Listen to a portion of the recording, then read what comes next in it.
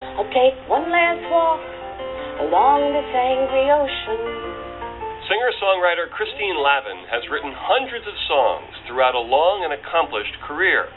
But in the wake of Hurricane Sandy, she keeps coming back to a song she wrote in the early 80s. Maybe stoop to find a pretty piece of beach glass to remind me of breezy Rockaway.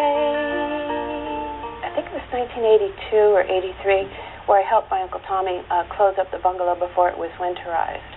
And it was a little warmer than it is today, but it was this kind of a day where it's sort of gray, and there's a chill in the air. And I just remembered how sad it was for us that when the bungalow would be closed up, because it meant, summer's over and back to real life, because this is just such an amazing, magical place. I stopped to look out the window. The bungalow on Oceanside Drive in Breezy Point has been in Lavin's family since 1922. The pictures in the video for her song Rockaway show generations of grandparents, parents, and mostly kids in seaside bliss. Now,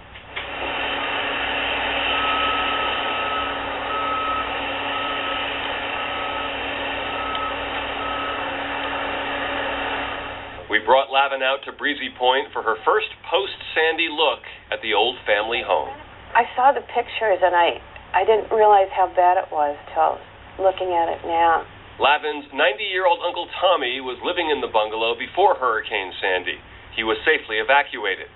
This was the place where Lavin and her extended family would come every summer for a day, or two, or sometimes a week.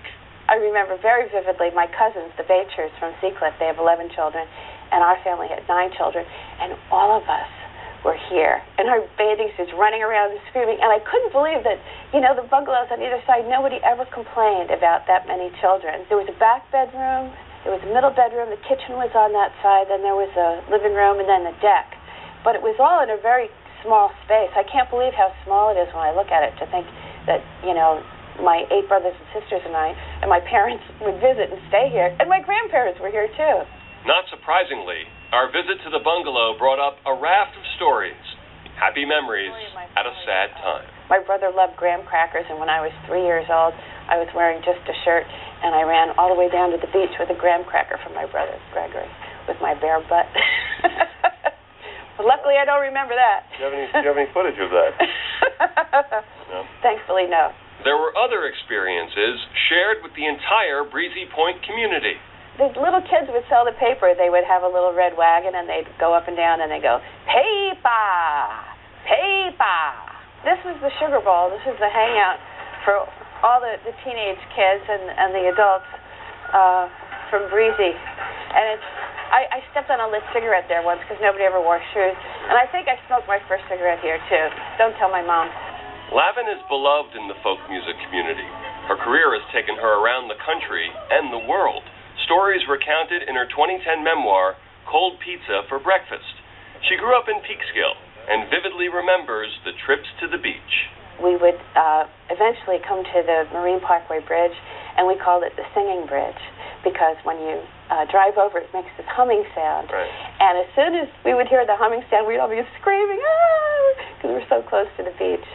And it was our grandparents were so sweet and kind to put up such a huge family again and again. Yeah. And there's a picture of my grandparents that is everyone's favorite picture, and they're standing on the deck, and they have the ocean behind them, and my grandfather's just looking very happy, and my grandmother's sort of looking off to the side, and it just sort of captures the whole feel of who they were, and just the beauty of the place. The beauty of the place. Sandy has drastically and perhaps irreversibly changed that.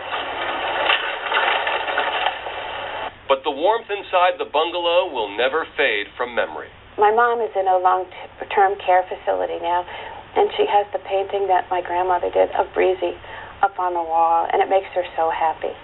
We would never have gotten to know our cousins if we didn't have this, because this is the place where we always met and had fun with them, and so we're all good friends all these years later because of the bungalow at Breezy.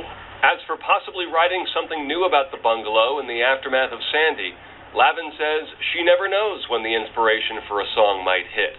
Besides, she's already written a song that captured the spirit of the bungalow 30 years ago, and it still resonates today. I'm always surprised when people ask for something that I wrote so long ago, Right.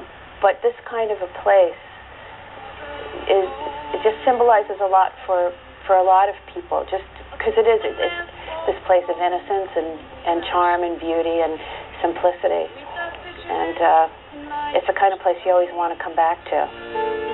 Maybe stoop to find a pretty piece of beach glass to remind me of old Rockaway.